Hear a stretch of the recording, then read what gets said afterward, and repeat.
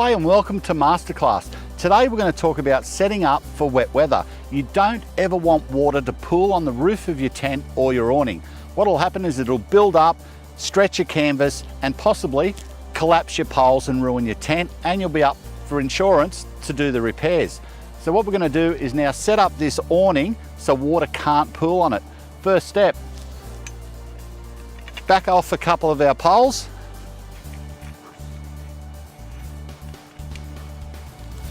Come to our corner pole